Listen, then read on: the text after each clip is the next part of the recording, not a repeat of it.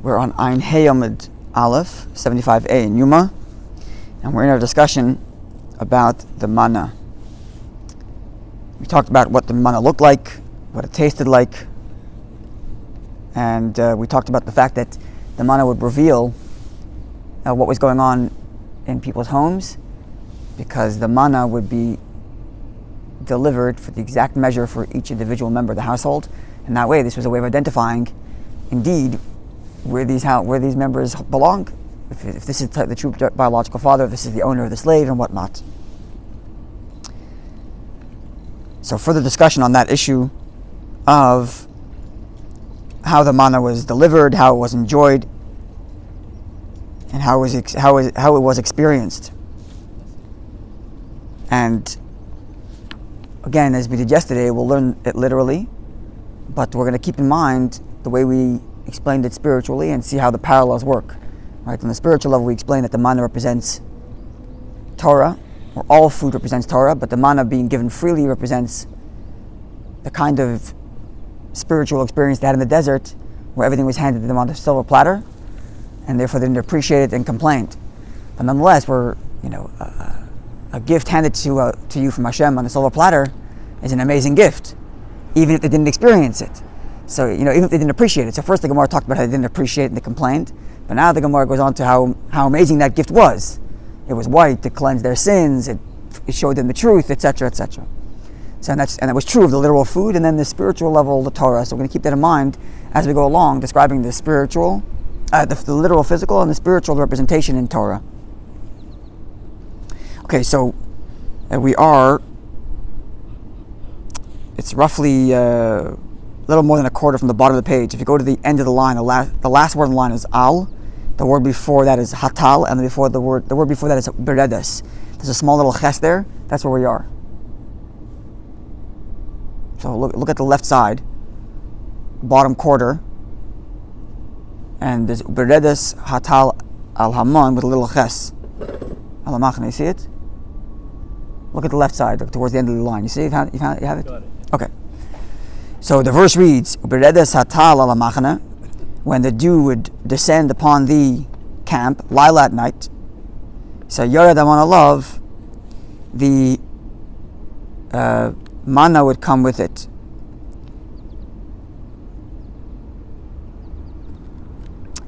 Now this verse, first of all, just before we get to what the Gemara says, you just know that one of the reasons why we cover the challah on Friday night is because the manna was wrapped in the dew, covered on both in the bottom and the top.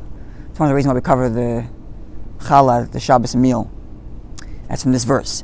But nonetheless, what the Gemara really wants to tell us here is that from the fact that it came down, the verse says, that when the dew came down in the camp, implying that where was the manna? Available right in the camp. One verse. The Ksiv, another verse reads, the Jews went out and collected, implying they had to go somewhere to collect it. So first it says it's in the camp, they didn't have to go anywhere. Then it says they have to go, they have to go out. And then the third verse, the Ksiv, it reads, the people had to not just go out, but travel. Satu means like they traveled somewhere, they went somewhere, implying that they go even farther. So where was the manna? Was it in the camp, some distance, or even a greater distance? So how did each one know which one to pick? Because you said that each one was got the exact individual. Yeah, so it seems like it was everywhere, but then when you collected it, no matter how much you collected, you always were left with the exact amount that Hashem wanted you to get. Right? But the question is where you have to go to collect it. That's the Gemara's question now. In the camp, further out, or even farther out? This is what the Gemara is asking, raising these three verses. So the Gemara asks, how does this work? So explain to the Gemara, tzaddikim, the righteous among them, Yarad al Pesach Pateyam. The manna landed at the doorsteps of their home. They walked outside, it was right there. Beinanim, though the intermediaries, Yatsu v'lok, they had to go out. They couldn't just stand at their doorpost and bring it in. They had to go out and get it. Rishayim, the wicked amongst them, they also got it. But Satu v'loktu, they had to further go out to collect it. So tzaddik, it's right at the doorstep. A Beinani, middle intermediary guy's got to go out, and the wicked has to go even farther out. It's like a FedEx delivery. Sorry? It's like a FedEx delivery. It's a different delivery system for each client. suppose. Right? 1 second. Yeah. So, again, if we're taking it in the spiritual sense, that manna represents Torah, I guess that would mean that, some people, they start their lives, inculcated in the cocoon of Torah, and they don't have to go anywhere to get it. Then there are some people who have to work a little harder, and some people have to work a little harder. But it's there and available for everybody. Maybe that's what perhaps it represents, just on a very simple level. Do they make a bracha for Zionist, or? No. What bracha they made on the bread, on the manna? I can't remember where I read this, but I remember reading that the bracha they made was Hamotzi lechem min hashamayim, the one who brings forth food from the heavens. We say Hamotzi lechem min haaretz, brings forth food from the earth, but they said brings forth food from heaven. I'm trying to remember where I read this, but that's what I remember reading. Anyway, okay, so likewise, similar thing. Ksiv, the verse reads in one location which describes the manna, it says lechem, describes it as bread. Ksiv, and it says elsewhere ugois, that it was like cookies or cake. Ksiv, and elsewhere it says v'tachanu, that they had to grind it up, or was ground up, as opposed to not baked yet. Maybe it was ground up stuff, but not baked. So bread, cookies, or ground up. Hakate said, how does this work? Again, same answer. Tzadikim, the righteous among them, lechem, they had ready-made bread. Beinim, the average or the intermediaries amongst them. Ugois, for them was cake. Reshoyim, for the wicked, tachnu b'rechaim, it was like ground up in a mill. So it was like flour. So again, I guess it's a similar experience. For some Jews, there is it's an easy pathway, and they were born and inculcated in this experience of Torah, so it's there like ready-made bread to eat. Others have to work harder, and others even harder. It's not a statement on necessarily what happens at the point of acquisition of Torah. It's quite likely that the person who worked a little harder, if we're talking about this notion of the downside of the manna being that that the people were spoiled, then the person who has to work a little harder might not actually have that, right? It's only a statement of where they start off in relationship to the manna / Torah. It doesn't tell you what it's like once they actually experience it. And perhaps, if the problem here is that they're not appreciating it, then the person who has to work hardest to get it appreciates it most, and in that way might even reach a higher level. Right? In other words, the statement here is only about where it is when they start, not where it is when they get it. It shows you how Hope that's clear. Right? Sorry? It shows you how spoiled. Yeah? Very much so. It doesn't taste like cucumber. It doesn't taste like garlic. It doesn't taste like... Yesterday's Chumash. Yesterday's Chumash. Hashem says this is like the 10th time I'm dealing with this. That's what Hashem says to Moshe yesterday. It also shows the corrective nature that Hashem places upon each and every one of us. Right. Better Right. In other words, Hashem puts each person in a position yeah. so that they can learn from these mistakes. Refine their character. There's an expectation of a learning curve. Yeah. Yes. Okay. And the verse reads, Oidochu b'maducha. So this verse, we've been quoting it earlier, but I didn't give the context before because it wasn't as important, but it's going to come up. I guess it's important to say it now. So the verse is it's talking about this. We mentioned yesterday there's the time when the Jews complained that it doesn't taste like the fish, doesn't taste like cucumbers, doesn't taste like all those things. So in that verse, the people say, we're bored because we have nothing else except for the manna. It's boring, all it is. And then from there, it describes what the manna looked like. Coriander seed, white like crystal or like thing. And then it said the people would walk about and gather it. And it was as if it had been ground in a mill, crushed in a mortar, cooked in a pot, and made into cakes. That's the verse we're referring to, right? This is the one that says earlier bread versus this one that said baked like cakes. And earlier in the verse says ground in a mill. But it also says crushed in a mortar, which means that whatever the manna provided, in addition to it being something that was experienced like it came out of a mill, was also something that came out of a grinder. Right? So what goes in a grinder that doesn't go in a mill? That's what the Gemara is going to be doing. And then again, when it says cooked in a pot, what's cooked in a pot that isn't in a grinder and that isn't in a mill? And that informs you more about what the manna provided. Is that clear what the Gemara is about to do? Right? If clear? Okay. So says the Gemara, Amar Rabbi Yehuda Amara. So the first read Adach Maducha, or it was ground in a mortar. So Amar Rabbi Yehuda Amarav. Rabbi Yehuda said in the name of Rav. V'item, others have it by tradition that it wasn't Rabbi Yehuda in the name of Rav who said the statement, but rather it was Rav Chama bar Chanina, Rav Chama son of Chanina. The statement is Malamed. This teaches us Sheyarad Maman Yisrael, that the man descended from heaven for the Jews. Im Haman, with the man. I'm sorry. Tachshite Nashim. I think I'm skipping a line. No, Tachshite Nashim, jewelry that comes along, or not jewelry. Sorry, Tachshite Nashim, spices like perfume. That's the word. Perfume, because those are the kinds of things that are grounded in a mortar that isn't in a mill. The spices to make perfume. So not just food, but perfume as well. Not bad. Then the Gemara continues. Sorry, no. Right, so which is a thing which is grounded in mortar. Okay, again, and the verse says that it tasted like that which is cooked in a pot. So we have to have, in addition to bread, in addition to flour, which is ground in a mill, in addition to perfume, which is crushed in a mortar, it's got to have something that's also cooked in a pot. What's that? Rav Chama teaches, Malamed teaches us, Sheyarad Yisrael, that it came down to the Jewish people, Im Haman, along with the man, Tzike Kadeira, spices for which one would cook, or with which one would cook. So spices, perfume, and food. When they say it came down, was manna just falling from the sky?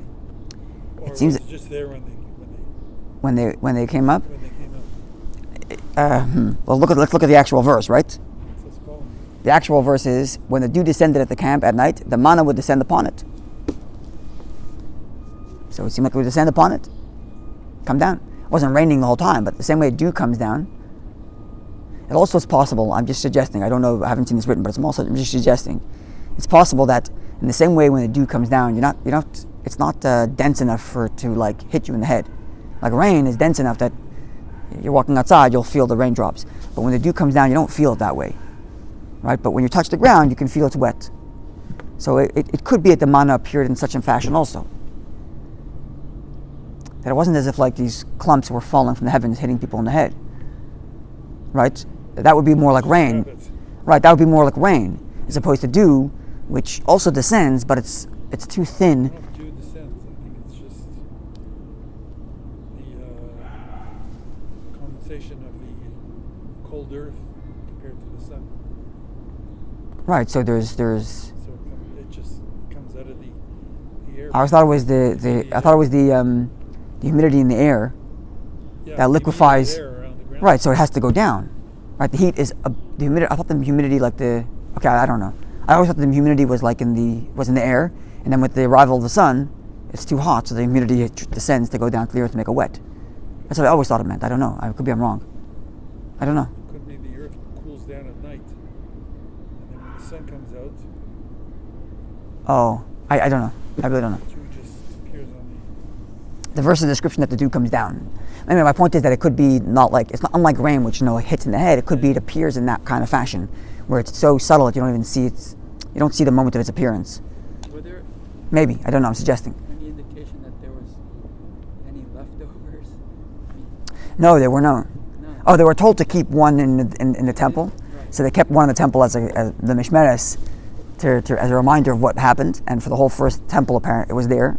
It seems, one jug of manna. But for people themselves, if they had any extra, it was rotten by the next morning, right?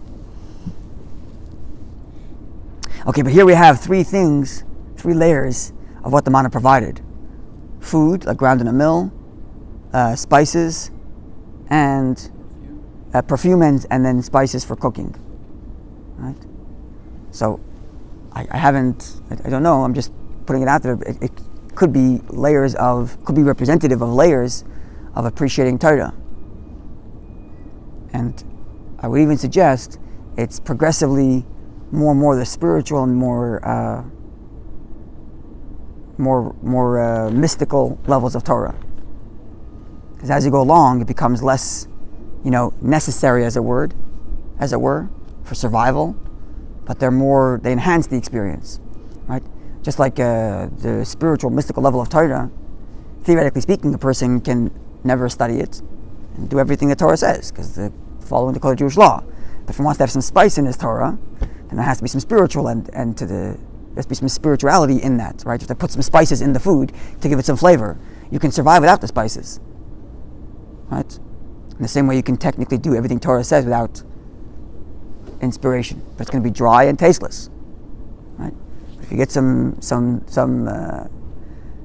never mind Chassidus, but even spirituality like ethics of our fathers, which have some inspirational things, or even learning midrashic stuff in the Gemara, which has stories, ideas, philosophies that are more abstract, not just the dry law. Then it gives flavor to the law. It gives flavor to the Torah. Perhaps I'm suggesting. Sorry. Or the Sadducees that just studied the written. The Sadducees studied just the written law. So it's just as an analogy or a parallel. That's an extreme example. I mean, even a person who takes Torah properly, Torah properly, as it were, it's happening. A person could, in theory, ignore any of the spirituality of Torah, or even the moral philosophy of it either. Just stick to what the Torah, the code of Jewish law says, and do it. Right? So he's technically eating all the bread, and he's technically surviving, but it's lacking flavor, it's lacking excitement, it's lacking a good smell. And perhaps that's what the Gemara is referencing here, in terms of the spiritual meaning of what it means. That in addition to the food, there was also perfume, there was spices, there's inspiration also, not just dry Torah, as it were. Okay, the Gemara continues, and this quotes a verse which is not in the same section of Torah, but it's related somewhat, and that's what the Gemara says it. So it says like this: V'heim heviu olav nadava baboiker baboiker. This is a verse describing I believe it's the leaders of the Jewish people every morning. They're bringing the donations that the Jews made for the temple. Every morning they're bringing it in. So the Gemara asks, "My baboiker baboiker." What does this mean? Every single morning they're bringing in the gifts that they made to the temple. Once, afternoon, once a week. What's this? Every morning they're bringing the gifts to the temple, to the Mishkan, right? The Jews donated their stuff to the Mishkan to make the tabernacle in the desert. They donated. It's a massive section of the Torah describing this. So what does this mean that you're bringing it every single morning? So Amar Rabbi Chama says, Malamed, it teaches us. No, sorry. Amar Rabbi Shmuel bar Nachmani says, Amar Rabbi Yonasan, in the name of Rabbi Yonasan.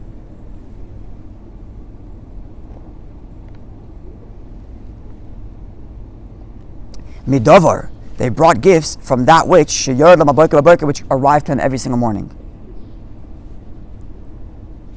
So all the gifts that they brought to the temple were taken from that which they got every morning, namely the manna. Now, what's the manna? If the manna is food, what are they bringing to the temple? How is bringing food to the temple going to help build it? Therefore, Malamed must teach us Yisrael that it descended for the Jewish people, Avonim, Tovos, Margalis, Imamon. Along with the manna, they also got precious jewels and gems. It's pretty amazing, right? So your food, perfume, spices, and now it's pearls as well, right? Which if we're going with this idea that this is a representative of Torah, and each of these elements are representative of deeper layers of Torah, and the less necessary that thing is for survival, right, then we're talking about more the spiritual end of it, then pearls and jewels are even less necessary for survival than spices are, or even perfumes, for sure, right? So then it would be an even deeper level of spirituality within Torah, which theoretically a person says, I don't need this necessarily to survive. But it adds a whole other dimension to life if one has it. A person can live his life without wearing jewelry ever, right? Or owning any jewels. You don't have to, right? But it adds a whole new dimension to life if one does. So likewise, this level of Torah, a person can argue and say, well, I don't need it. I don't. And you don't. All you need is food. Okay, I'll have a little spices also to make it taste good. But Hashem provides a whole other dimension of Torah, which is jewels and pearls, which are even less necessary, but enhance life in that much greater. And here's physical level, and then parallel and spiritual within Torah. A person might argue there's levels of Torah I don't need. I don't need it. I'm fine. I'm doing what the Torah says. I have some inspiration because I have the spices there. It's got some passion. I have to learn about all the deep levels of mysticism. What do I need it for? In the same way. It's a sin to say I'm fine. Yeah. Theoretically, a person could argue that. A person doesn't need jewels to survive. Are they teaching? Right? So a person doesn't need this level of Torah to survive, a person might argue. But nonetheless, Hashem provides it. And therefore, it behooves us to take it. Right? To take the jewels. And here's the amazing thing. What were we going to say? They're teaching that when you learn the deeper elements of Torah, Hashem provides for you your physical needs above and beyond what you need to sustain yourself. That could be. I'm just suggesting that it could be. He actually brought physical. Yes. Gold and. Yeah. I'm just suggesting a parallel between the physical experience and the spiritual experience. If the physical experience is the manna, which physically was food, spices, perfume, and pearls, that would parallel within the experience of Torah levels of Torah, right? The basic level of Torah is food. You need to have to live. You need to follow the code of Jewish law, but you also need some inspiration. You need some color, right? You need it has to smell good, so you got to get some spices in there, so it's a little inspiration. So you need a little more than just the code of Jewish law. You need some inspiration as well, right? Then there's another level of Torah that's being provided that's parallel to pearls and jewels, for which you don't need to survive. In physical life, you don't need pearls to survive. You need food, yes, and if you want the food to taste good, you need spices, but you don't need diamonds and jewels. You don't need a fancy watch, and you don't need a necklace. You'll still survive. But Hashem still gave it to us on the physical level. Right. Parallel that in the spiritual level of Torah, a person might argue, there's a level of Torah I don't need. It's mystical, what do I need it for?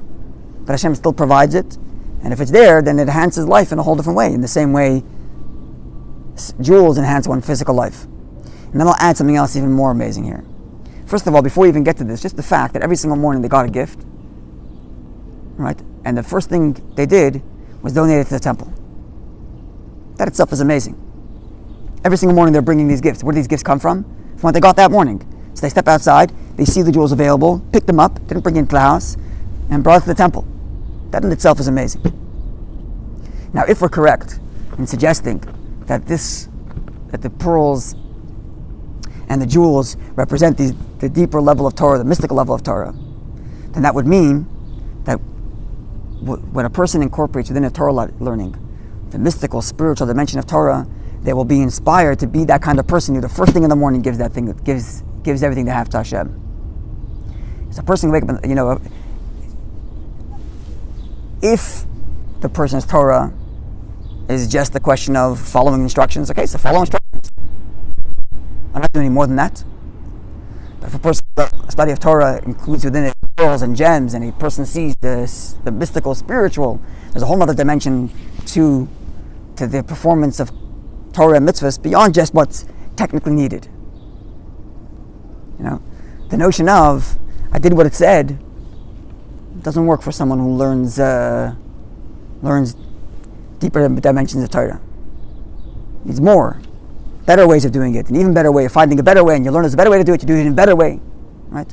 Paralleling this experience, that the first thing in the morning the Jews take and right away give their donations to the temple without first thinking about what's better for them. Can I survive? Do I need to survive? That's not a question when the person's connected with to this. Yeah. Coins get 10% of that? Did the coins get 10% of that? Of the manna? I don't think so. Not the manna, the jewels. No, this is all donated to the temple, to the Mishkan. Yeah, No, it was used to make all the gold and silver they needed to build all the stuff they needed. They needed all this material to build the Mishkan. they didn't use pearls. There were some stones in the Kohen's breastplate, right? But then, Meiser wasn't given it. sorry, Was the Meiser given it only after they entered the land? I think so. I'm not sure. I don't want to answer that question. I don't know. Yeah, but I'm just